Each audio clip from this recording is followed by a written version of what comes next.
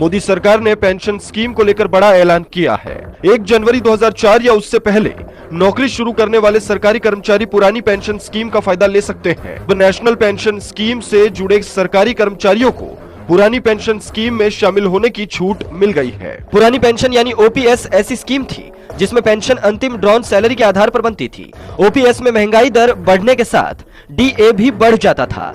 जब सरकार नया वेतनमान लागू करती है तो इसमें पेंशन में इजाफा होता है। नमस्कार दोस्तों, पुरानी पेंशन के लिए केंद्र सरकार का आदेश जारी। यूपी को भी लिखी गई चिट्ठी, इन अधिकारियों और कर्मचारियों को मिलेगा लाभ। जी हां दोस्तों, केंद्रीय कार्मिक मंत्रालय ने 22 दिसंबर 2003 तक भर्ती निकाले गए विज्ञापन के आधार पर नौकरी पाने वाले ईपीएस और केंद्रीय कर्मचारियों को पुरानी पेंशन बहाली के लिए हकदार माना है। तो दोस्तों, आप सभी के लिए पुरानी पेंशन बहाली के आदेश को लेकर कर्मचारियों के लिए केंद्र सरकार की क्या बड़ी खबर है, चलिए जानते हैं और कैसे यह कर्मचारियों और अधिकारियों को लाभ मिलेगा।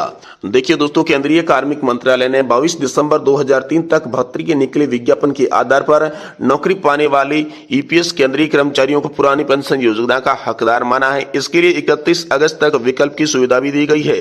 केंद्रीय कार्मिक मंत्रालय के अपर सचिव संजीव नारायण द्वारा भेजे गए पत्र के आधार पर यूपी के कार्मिक विभाग में मशक्कत शुरू कर दी गई है। साथ ही दोस्तों, देश में जनवरी 2004 से पुरानी पेंशन व्यवस्था के समाप्त करते हुए नई पेंशन सिस्टम यानी कि एनपीएस व्यवस्था लागू कर दी गई है।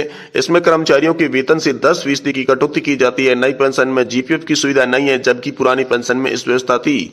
पुरानी पेंशन में स्वीकृति के बाद वेतन के अनुसार पेंशन की व्यवस्था थी। नए में बाजार में लगे पैसे के हिसाब से भुगतान किया जाता है।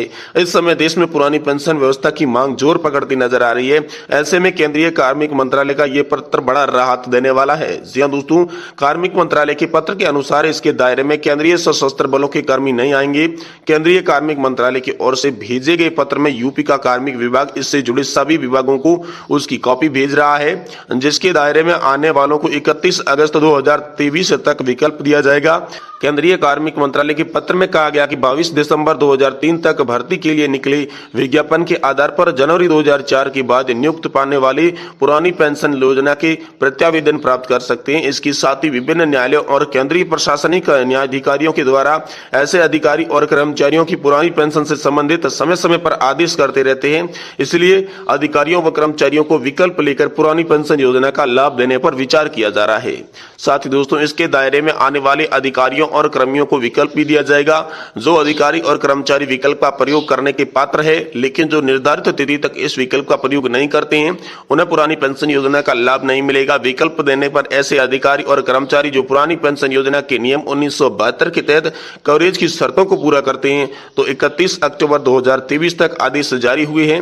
एनपीएस खाते बंद कर दिए जाएंगे और उनके सामान्य भविष्य निधि यानी कि जीपीएफ की सदस्यता लेनी अनिवार्य किया जाएगा और उनके खातों में कर्मचारियों के योगदान का समायोजन राशि जीपीएफ में जमा किया जाएगा और उन्हें पुरानी पेंशन योजना का लाभ प्रदान किया जाएगा। तो दोस्तों, बड़ी खबर आप सभी के लिए आ रही है कि मोदी सरकार ने एक बार बड़ा फैसला लिया है। देश में पुरानी पेंशन योजना को लेकर बड़ा आदेश जारी कर सकती है, लेकिन यहाँ पर योगी सरकार को आदेशकारियों के लिए यहाँ पर चिट्ठी लिख दी गई है जिसमें कर्मचारियों और अधिकारियों को बड़ा लाभ मिलने वाला है, बड़ा फायदा होने वाला है।